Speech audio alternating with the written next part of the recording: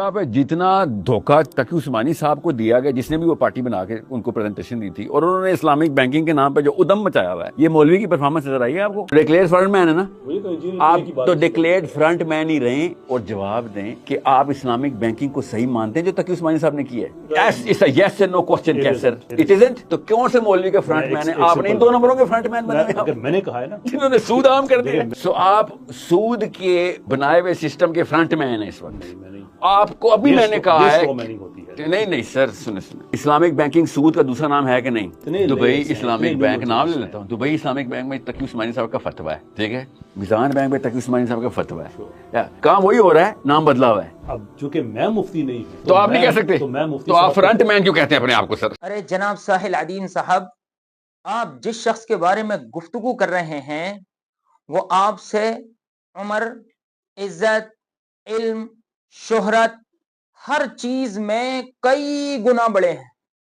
अगर यूं कह लिया जाए कि आप जमीन पर पड़े हुए हैं और वो हिमालय की चोटी पर फाइज हैं तो गलत ना होगा, लेकिन आपका अंदाजे गुफ्तगू इतना मुतकब्बिराना और इतना बड़ेपन का है कि गोया कि आप किसी छोटे भैये के बारे में गुफ्तगू कर रहे हैं।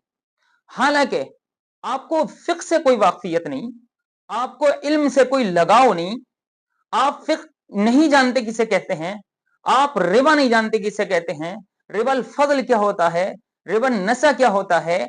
हदीस में जिन 6 चीजों का जिक्र है जिनके बारे में अल्लाह के नबी अलैहिस्सलाम ने इरशाद फरमाया कि इनको बराबर सराबर और हाथ दर हाथ बेचना ही जायज है, उसकी इल्लत क्या है आपको इससे कोई वाकफियत नहीं। आपको ये नहीं पता कि सूद से बचाने के लिए शरीयत ने मुराबहा, इजारा, बे इस्तिस्ना, मुशारकत, मुजारबत, बे सलम ये इसीलिए रखी है ताकि सूद से बचा जा सके। आप इनमें से किसी एक को की डिटेल जानना तो दूर की बात, आप इनके मानी को भी नहीं जानते, लेकिन अंदाजे गुफ्तगू ऐसा गोया कि आप कुल फिल कुल हैं, हर चीज में आप कामिल हैं। इसलिए साहिल नदीम साहब, बहुत अदब से दरख्वास्त करूंगा कि अल्लाह ने आपको इज्जत दी है, इस पर अल्लाह का शुक्र अदा करो। खामोखा उलमा पर चोट मत करो, उनको जदो कोम मत करो, उनकी हैसियत घटाने की कोशिश मत करो, उनसे उम्मत का एतमाद मत हटाओ, उनसे उम्मत को बदजन न करो। इसी में आपके लिए आफियत है, वरना अल्लाह रब्बुल इज्जत का ऐलान है व तुइज्जु मन तशा व तुज़िल्लु मन तशा, के आदमी के पास जो इज्जत होती है वो अपनी उसकी कमाई हुई नहीं होती, अपनी सलाहियत की बुनियाद पर नहीं होती, अपनी टैलेंट की बुनियाद पर नहीं होती, बल्कि ये अल्लाह रब्बुल इज्जत की दी हुई एक नेमत होती है। आप इसकी कदर करें, इतना ही नहीं और खामोखा उलमा से उम्मत को बदजन ना करें। इसी में आपके लिए आफियत है।